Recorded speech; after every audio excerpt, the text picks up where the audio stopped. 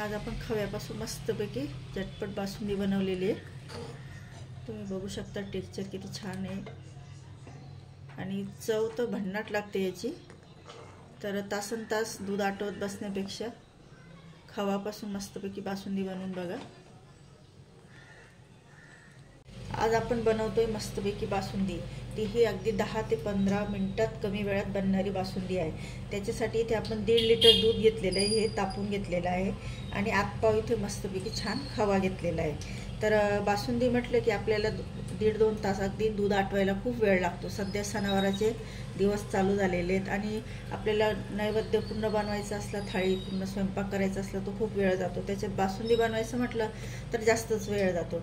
पण तुम्ही अशा प्रकारे जर बासुंदी बनवली खवा टाकून, तुमचा अगदी कमी वेळात मस्तपैकी बासुंदी तयार होते।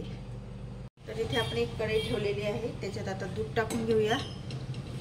कमी वेळात बनणारी बासुंदी आहे ही। तर तासनतास उभं राहून ती बासुंदी आपण आटवत बसतो, त्यापेक्षा ही अशा प्रकारे बासुंदी तुम्ही बनवून बघा। तर इथे आपण 1.5 लिटर दूध हे टाकून घेऊया कढईमध्ये। आता दूध हे आपल्याला मस्तपैकी छान गरम होऊ द्यायचे। तर दूध आपलं आता 4-5 मिनिट छान मस्त उकळून झालेले तुम्ही बघू शकता। मलाई येते ती चमच्याच्या साहाय्याने असं हलवून मोडून घ्यायची। आणि इथे आपण हे म्हशीचं दूध घेतलेलं आहे, घट्ट दूध।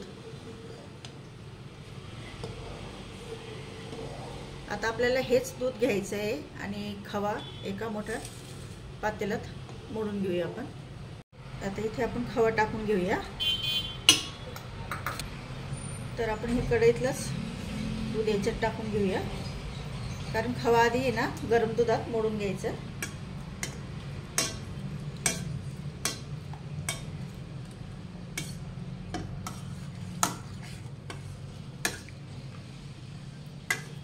अगदी दाणेदार बासुंदी तयार होती ही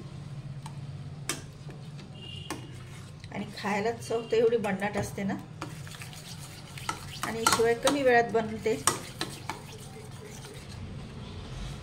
हे बघा आपला खवा पूर्ण आपण दुधात मिक्स करून घेतलेला आहे। आता कढईत टाकून घेऊया।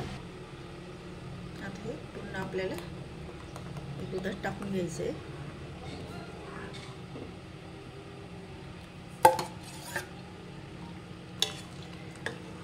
आणि छान मिक्स करून घ्यायचं। आता याच्यात आपल्याला ड्राय फ्रूट्स टाकून घ्यायचे, आपण कुटून घेतलेले त्यांना। नंतर किशमिश, नंतर साखर 1 मोठी वाटी आपण घेतलेली आहे भरून।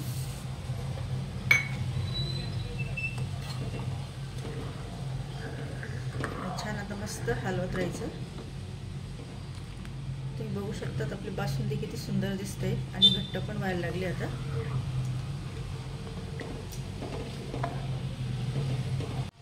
हे बघा आपली बासुंदी किती मस्त छान घट्ट होते। आता आपण त्याच्यात आहे ना केशर आहे ना, मी हे गरम दुधात भिजवून घेतलेलं होतं, ते टाकून घेऊया। त्याच्यामुळे कलर खूप सुंदर येणार आणि चवही छान लागेल।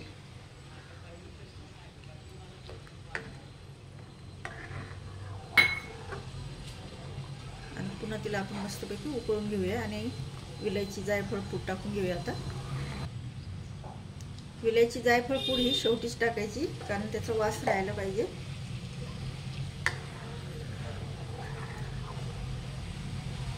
आणि बासुंदी खूप घट्ट नाही करायची, कारण काय होतं ना, गार झाल्यावर पण पुन्हा घट्ट होत असते बासुंदी।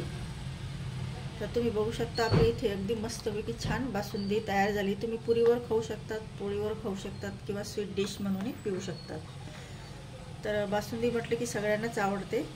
तुम्ही बाहेरून आणणार तर काय ते मिक्स करतात आपल्याला माहीत नसतं, पण घरच्या घरी जर आपण केलं तर सगळेजण अगदी मस्तपैकी पोटभर खाऊ शकतात किंवा पिऊ शकतात। तर बघा आपली बासुंदीचं टेक्स्चर किती सुंदर दिसते। तर इथे आपली आता बासुंदी तयार झालेली आहे। गॅस बंद करूया, कारण गार झाल्यावर पण बासुंदी घट्ट होणार। तर अगदी झटपट आपली मस्तपैकी खव्यापासून बासुंदी तयार झालेली आहे। तर हे बघा माझ्या ताईंनो आणि मैत्रिणींनो, आपण गॅस बंद केल्यानंतर गार होऊ दिली, किती घट्ट बासुंदी तयार झालेली आहे अगदी कमी वेळात तयार होते ही. 15 ते 20 मिनिटात अगदी मस्तपैकी छान रवळीदार बासुंदी तयार झालेली आहे. तर सणावाराला तुम्हीही नक्की करून बघा. पुढे आता सणच चालू होणार आहे आपल्याकडे. इथे आपण आता सर्विंग बाउलमध्ये काढून घेऊया. तर हे बघा आपली मस्तपैकी छान बासुंदी तयार झालेली आहे. तुम्हाला व्हिडिओ आवडले असल्यास नक्की लाईक करा, शेअर करा आणि कमेंट करून सांगा रेसिपी कशी वाटली ते. तर भेटू आपण अशाच नवीन रेसिपीमध्ये. Thank you for watching my video.